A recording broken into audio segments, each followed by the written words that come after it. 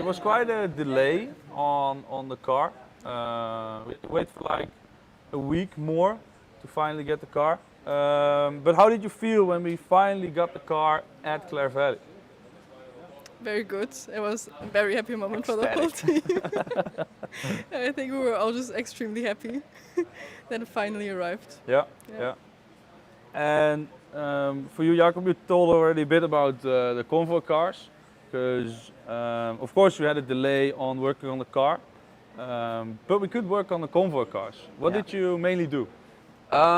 Yeah, personally, I mostly worked on the strategy car, and the fact that it's a strategy car means that there's computers in there because we have to run our models during the race, and we want to visualize our data to basically make the best decision possible during the race, choose the optimal speed, and finish as fast as possible. So we're building computers, we've built in screens, there's a small off-grid system that basically allows us to compute without the car, but those sort of technicalities were built in basically to help the solar car drive the challenge as fast as possible. Good. And of course we know everything about convoy cars, and we have talked about it a lot and started building up, but I think that's the main task of the lead. I think I've seen some flagging as well. Oh, you're Were right. you as well? Or, No, yes, from time to time I also did some flagging. Depending on the stop we had, it was quite warm, so we switched it up a bit from time to time. But I hope to see during the race that we don't have to flag at all. But of course, it is a task as well of the lead. And then we have two more, Gamma and Delta. And Scout. And three Scout. Even, yeah, three even, yeah. Let's not run through them all because that will take quite some time.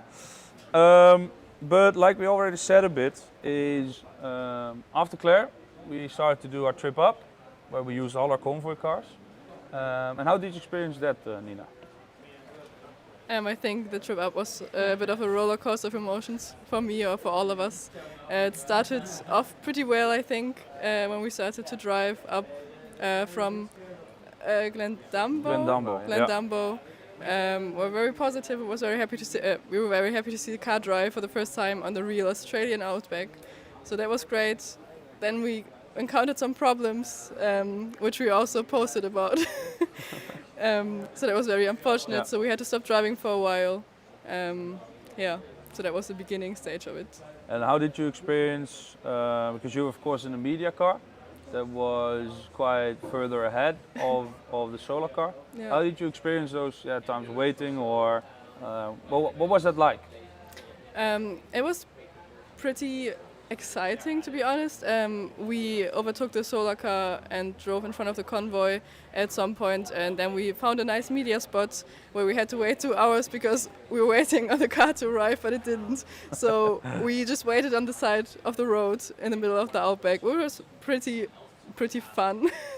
We tried our best to find the best spots, but at some point we drove back because the car wasn't coming. So we were like, okay, we have to make a decision now.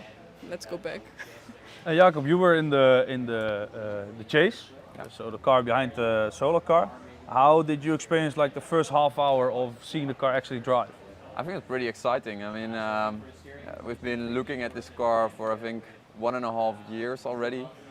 Seen it drive at I think RDW, at Lelystad a bit, but I mean the Outback, that's something completely different. I think we can all agree that Definitely. It's brutal but beautiful at the same time. The two B's of the Outback. But it was very beautiful. I really liked it to see it. Good. Nice. Through the. Good to hear. And of course, like Nina already mentioned as well, the trip up did not go as planned. And the first day we drove about 250 kilometers. But afterwards we found out that there were quite some things not correct with the car anymore. So we decided to have 2 days in Cooper PD of repairing, sleeping at the side of the road for the first time. How was that like for you, Nina? I was a bit nervous. I mean, camping is one thing, but camping in the outback on the side of the road is just very different, very weird experience, but I think our camp crew, our operations crew, did the best job to find us the best spot, to provide us with food immediately when we arrived, and also set up the camp. So I think for outback camping it was very nice. Surprisingly, very good. And we had one night of heavy winds. Oh yeah. Were you afraid of the tents blowing away? Yeah. At that night, I just felt the tent all the time at my head and my whole body, because it was so windy that it was moving so much. So not a lot of sleep, very scary, but we made it. Good. And then on the fourth day, we drove from Kupapiri. We wanted to drive again. But unfortunately we had a technical issue with regards to the steering wheel, if I'm correct. So once again we had to wait in the afternoon. The day after we were able to drive again. But then of course our unfortunate incident happened with our solar deck. Can you, Jacob, talk us a bit through the day? Because in the morning it went quite well. Yeah, I think we basically started the day as being a race simulation. So wake up at, what was it, 5, 6 to get the first sun rays on the solar panel and be ultimately ready to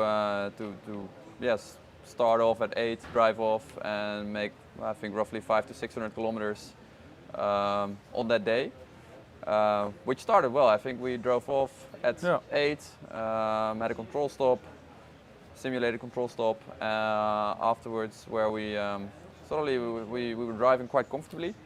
I think everybody started to be a bit more relaxed. Then our alumni group, they called in a training scenario with regards to a battery overheating scenario.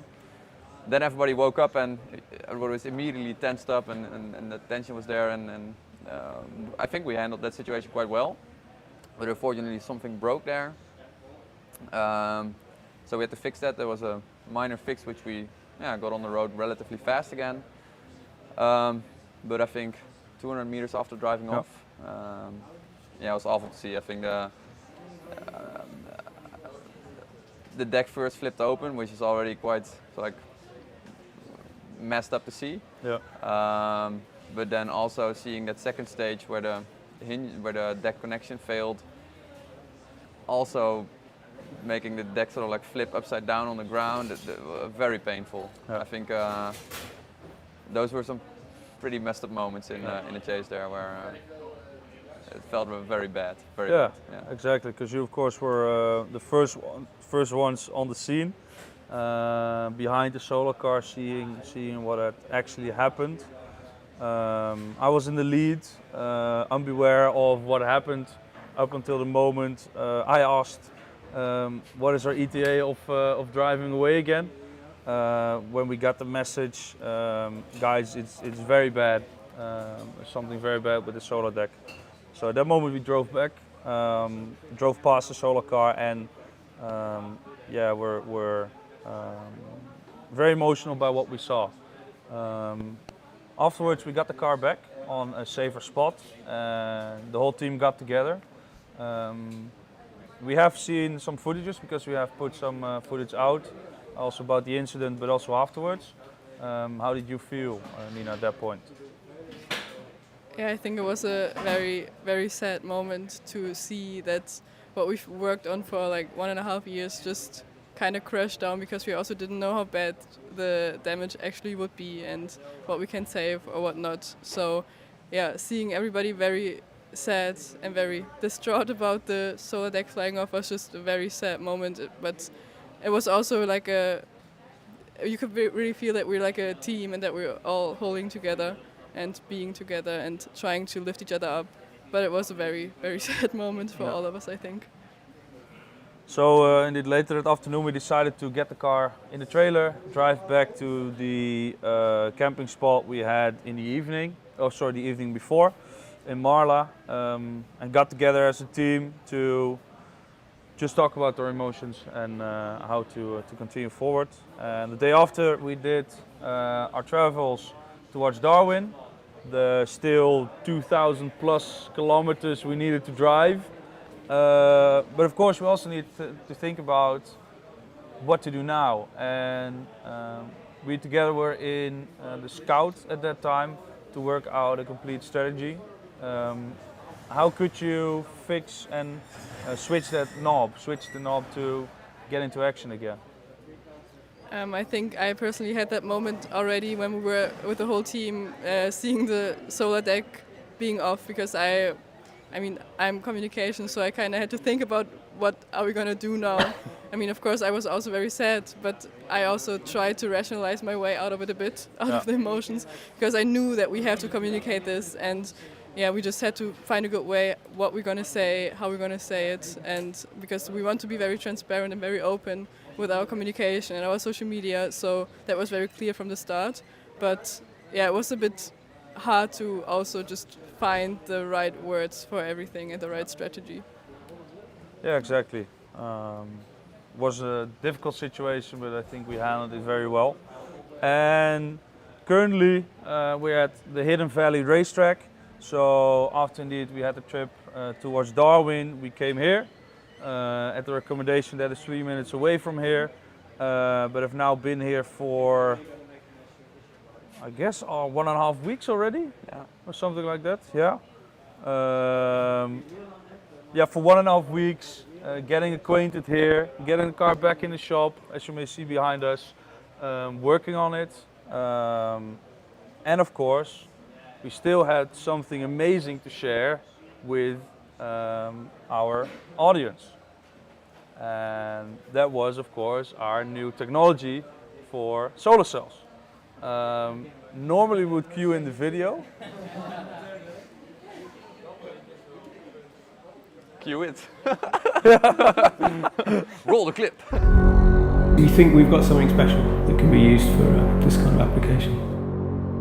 Willingness to take risks and to try new things and to innovate was very much in line with our vision, and we couldn't think of a better organization to work with to help display the potential for our technology. We think it's got a great future.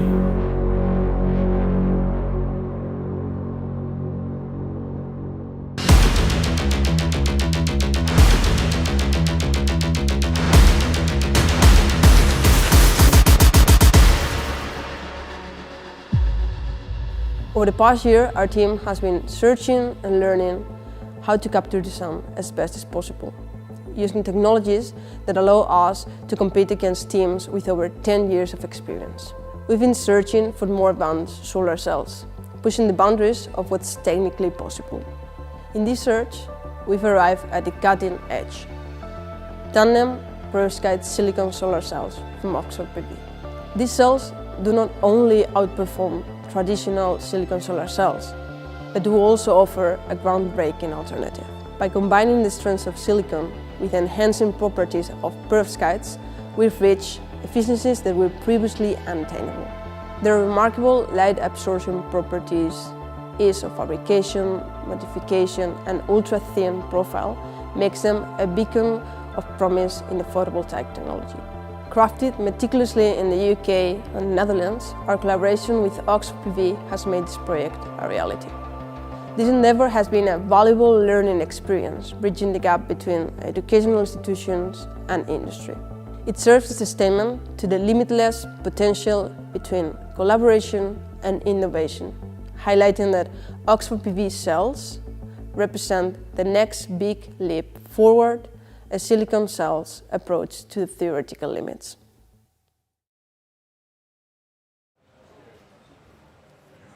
And with this video, we announced our new technology, our new solar cells to the world. And now I'm welcomed by Laura, our photovoltaics engineer, if I say it correctly. Almost.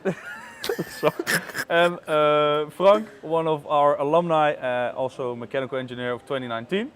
But to get back to the exciting news we shared with the world a couple of days ago, Oxford PV, the thing we've been working on for almost a year, our new solar cells. Are you excited? I am excited. Yeah, they had a little bit of an obstacle. They're still there, and they're still working, so I'm really excited to see them working the challenge. Yeah, we talked a bit about the trip up and the incident happening, and of course it has been a project you've been working on for more than a year. How did it progress throughout the year? Like starting with getting contact, or? I think like the first half of the year was basically, I think all the teams that really compete for the title contact them because they knew they've been working on that for almost, 2, 3, 4 years, tried to put it in the market, and it was trying to convince them to choose us as the team that they were going to go with for the challenge. Yeah. And I was, I think, a team effort trying to show them our values and what we stand for. And then I think it was around November, December that they told us that they were going to work with us. And then we start doing tests, looking for materials that we were going to use, also working with Mito to produce a deck. And then throughout the year it was basically designing and producing them. And because it was announced that around December, November, December, that we were able to work with them, we were not allowed to share it yet. No. How was that like for you, needing to work with such amazing company and technology, but not being able to share it yet? I mean, you really want to tell people because you know it's like you've been the chosen one. But also it's quite exciting to see everyone wandering around, who is working with them, because of course people like the teams here knew that someone was working with them, but we couldn't say. So it was also like a kind of motivation. It's like, I want to show that this is really working and they chose us and it's the right choice for them. And our comms department was very strict, of course, on not having us speak it out up front. But who did you think would tell it to a person? Who do you think would spill the tea? Okay, I told my mom that for sure. But she even doesn't know what that means. But from the team, Marco, I love you better, probably with you. Yes. He talks a lot. He talks a lot. He talks a lot. Okay, but let's not get too much into digging into Marco. No. But yeah, we're working with them now, and we've finally been able to announce it. Yeah. But of course, unfortunately, they have been damaged because of the incident happening during the trip up.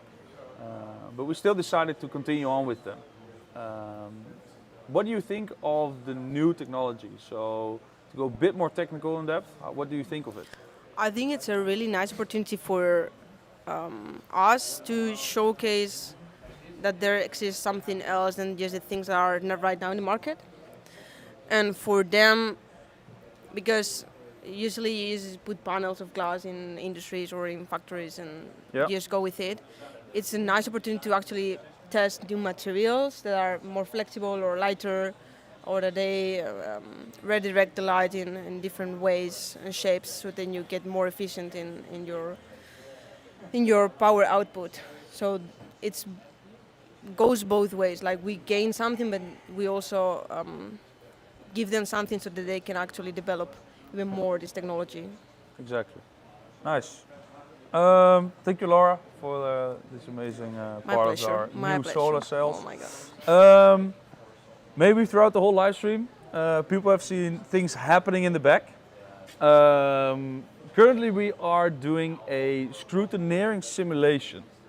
And Frank, can you tell us a bit more about what is exactly happening?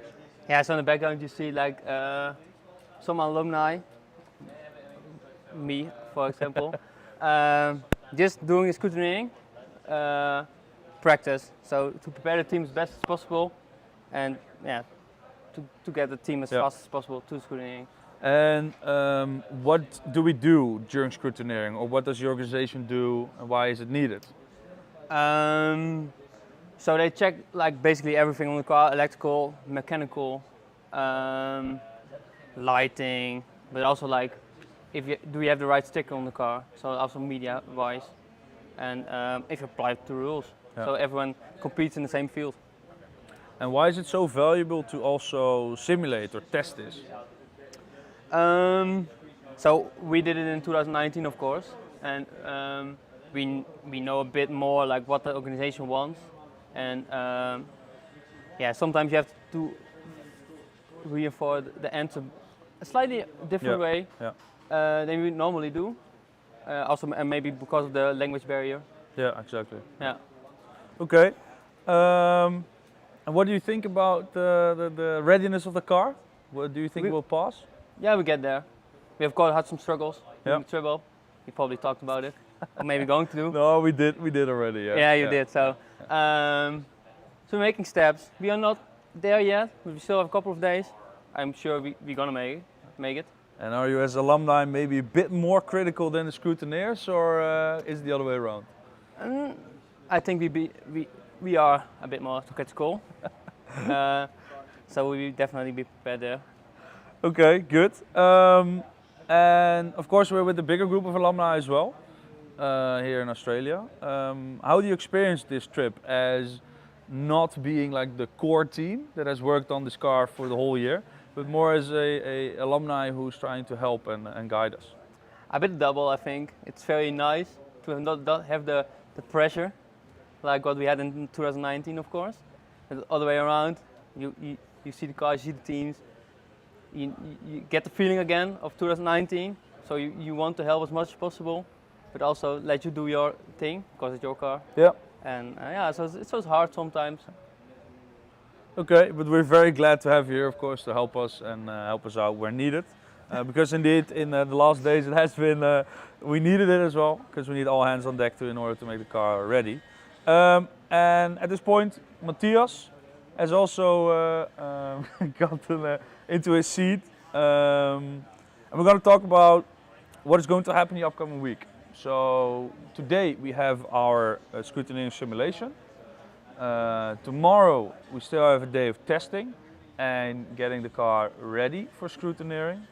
And then on either Monday, Tuesday, Wednesday or Thursday, we'll actually get to scrutineering. Are you nervous? Am I nervous? No, not necessarily. Don't think so. I'm looking forward to it. Looking forward to seeing all the other cars from the inside, having them take the battery apart, explaining what cells they have, explaining their efficiency to the scrutineers, and just eavesdropping all. So I think I'm looking forward to it. I'm not nervous. I'm done. Good. I'm just looking forward to seeing the Green Thunder drive. So full faith in the team, in the car, and Yeah, we'll get there. I think we'll get there. We're working hard on it, so we're doing fine. Good. And of course, next week we also have the testing at Gunpoint Road, which we had the certification done yesterday, where we needed to go to the vehicle inspection here, like the RDB, as you may call it in the Netherlands. But we're going to drive on the Australian road again. Are you excited about that? Yeah. Yeah, not that much.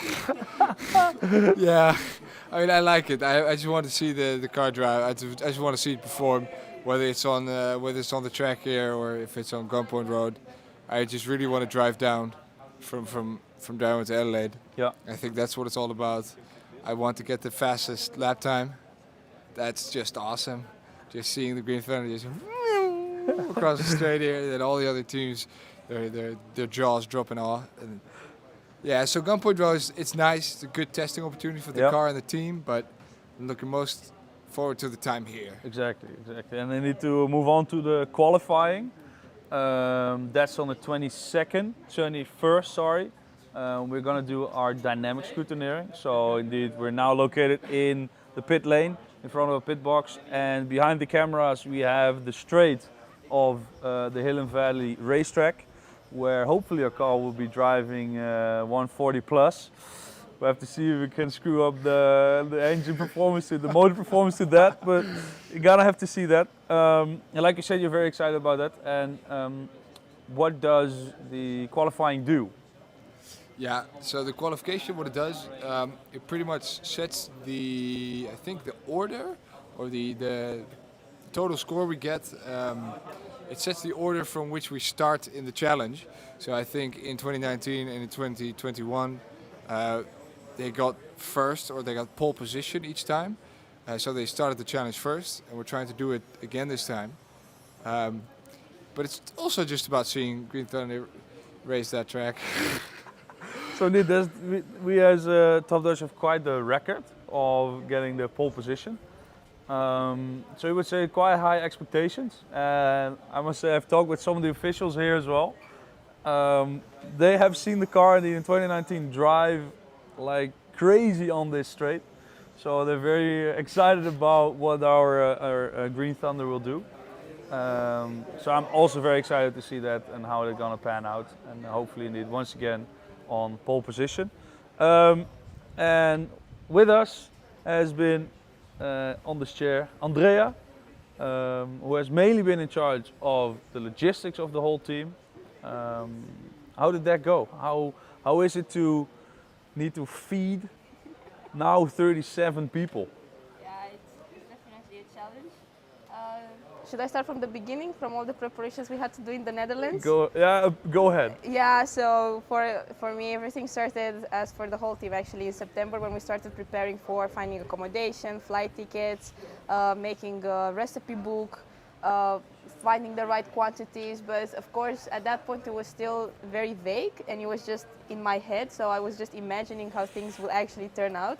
And when I came here and I saw that, oh, finally, everyone actually got here, all the flight tickets were all right, all the accommodation was all right, everyone had a place to sleep. Yeah, it was very satisfying to see that all the preparation and hard work that I did in the Netherlands played out here, and it was good. Like I was not crazy.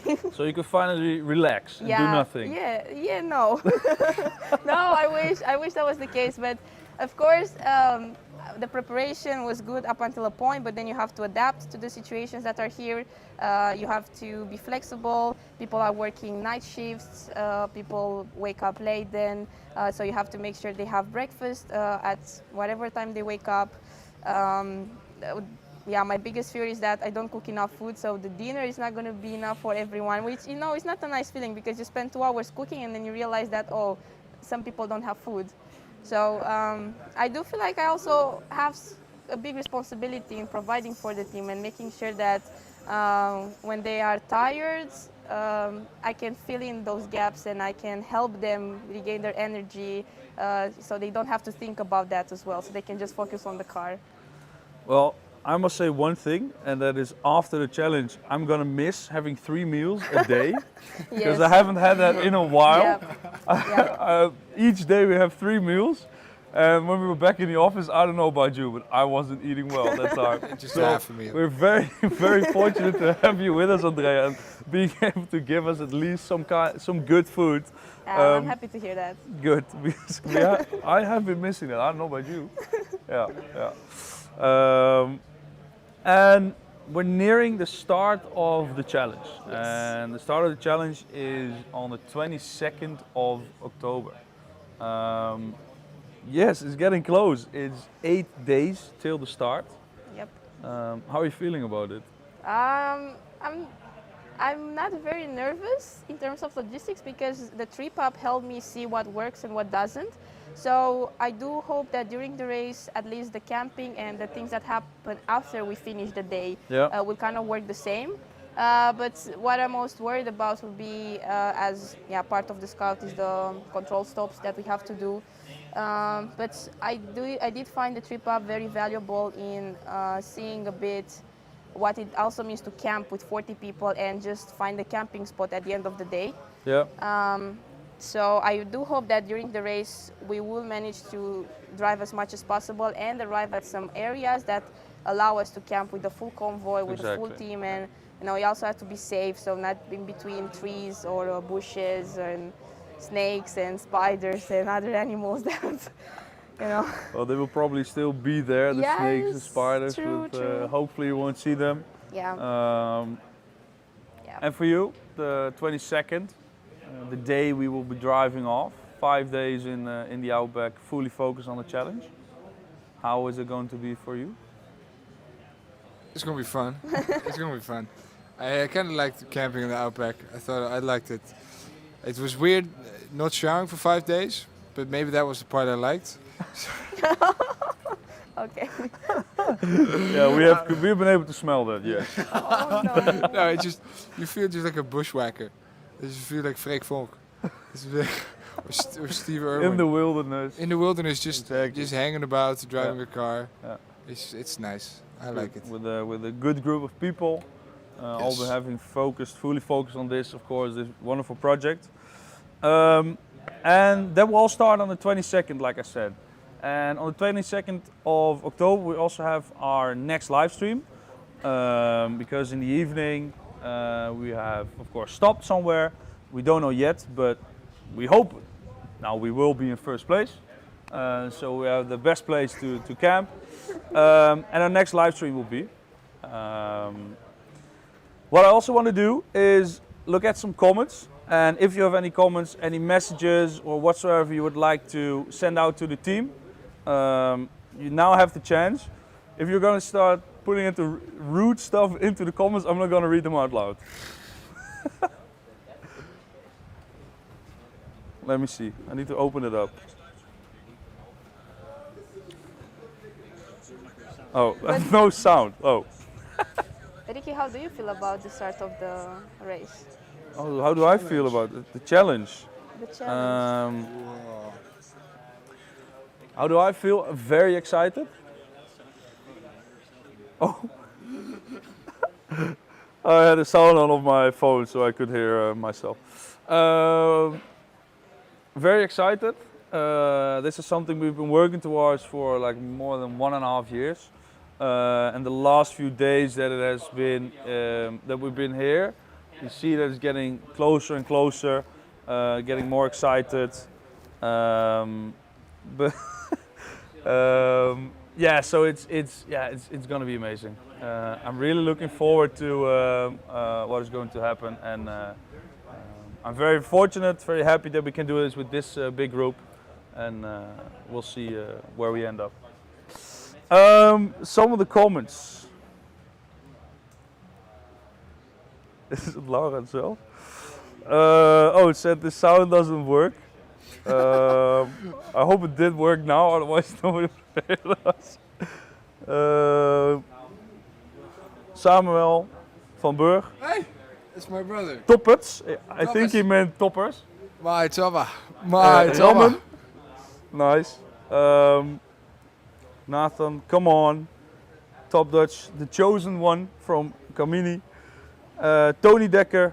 There truly are 3 challenges in the Bridgestone World Solar Challenge: building the car, racing the car, and logistics. All necessary to win all 3. So far, it sounds good for all 3. That's a good compliment for us all. I like that. Kamini, Top Dutch is resilience plus perseverance. I think that fits well with the period we've had. Period of hardship. Some good, yeah, let's say. Good, 3 months. Yeah, maybe. We want to be open and honest, maybe not too. No. Laura de la Fuente Esteban. Where's Laura? She's commenting. Does Matthias love the MPPT box? Oh man, I love that box. Damn, I love that box. We're gonna make it actually. We're going to finish it soon. Good. I love the box. It's my favorite part of the project.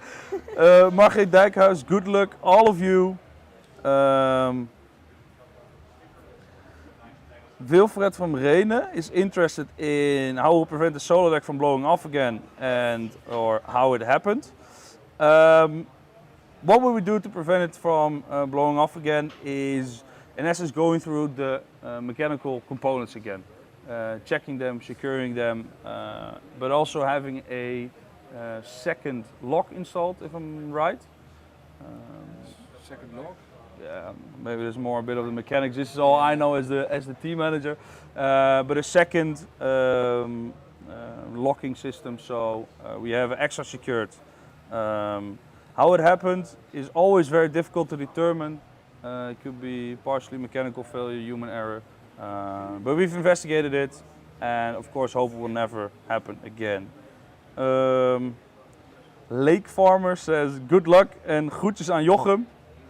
Jochem? Oh, Jochem is one of the drivers as well, so he's already gone to bed. They have special treatment. We wish you luck. Groeten aan Kees. Kees? Kees is here? Is Kees here? Yes, he's here. Kees, you get the best wishes from Joke. Joke? Ah, bedankt, ma'am. Oh, here. No, you got also the groetjes. Thank you very much. From Lake Farmer. Wow, thanks. Thanks, Ruben. You go guys, Zoe Kloosterman, Marion Smit, heel veel succes. Hoi Zoe. The gamer says, what was the best meal so far? I think in terms of cooking, the best meals are the easy meals. And I have to admit that cooking the curry is easy. Yeah. Because for that we only need 2 pots, one for the curry and one for the rice. So we just have to throw all the ingredients together, put the sauce, put the coconut milk, and it's done. And maybe it's also good for us to say, what was the best? I like the pokeball. Yeah, I like the pokeball. This was Okay. about 3 days ago and it was epic. I like Nice. the pita chicken. Was it this morning? Was this lunch? Yeah, it was amazing. Oh, nice. I really liked it. What? Oh, not the nasi here, Jurre. Oh, can we get the big muscle camera guy in screen? Ewout de Bel. He's coming here. Thank you, Ewout. See you. Oh, Flex. Marion Smit also says, en groetjes aan Stan. Stan still here? Stan? Ja? Marion Smit? Oh. Dat is de groetjes. Groetjes thuis. Roeleke Ketelaar, good luck. Dineke Taal, we wish you great luck. All of you very Love you. proud Love you, mama. on how you deal with everything. Arjan, one of the truck drivers that was already here but is now back. Nice to see you again. Good luck all. The gamer, are you aiming for the safety award? Yes, of course. Our safety officer Vlad is really eager on getting it. Anne, liefst aan Temba. Temba here. Temba is here, but on the other side. On the other side. We will pass it on. What is getting more and more? Community, see you. Nico van Dijk, respect to you all, especially for eating the foreign food. Good luck. I think that's your your father. Nico van Dijk says that was my son, the video guy. Astrid Manting, good luck you guys. Liefst aan Amy en Matti. Kamini, see you in Adelaide. Kamini, groetjes aan Misha. Misha, you get the groetjes, Kamini. Oh, thanks. Wim Knollema, blij met de Groningse vlag. Dineke Taal, groetjes aan Wout en het hele team. The pages, who sleeps the most? Yeah, thank you all for these wonderful messages. I will pass it all on to the team as well. Yeah, it was fun hosting this first live stream. I think it went quite well, even though some of the technical difficulties we were able to overcome them. But I'm very happy that we were able to do this and share a bit of what we did the past few weeks. So, like I said, on the 22nd of October, first race day, we will have our next live stream, hopefully around 8:30, if I'm correct. And we will doing this from a place somewhere in the outback. So we hope to see you all again. And please pass this on to family, friends, whatsoever, because we would like to share with everyone what we did. But for now, thank you for listening, thank you for watching, and have a wonderful afternoon, evening, morning, depending on where you are. And see you on the next live stream.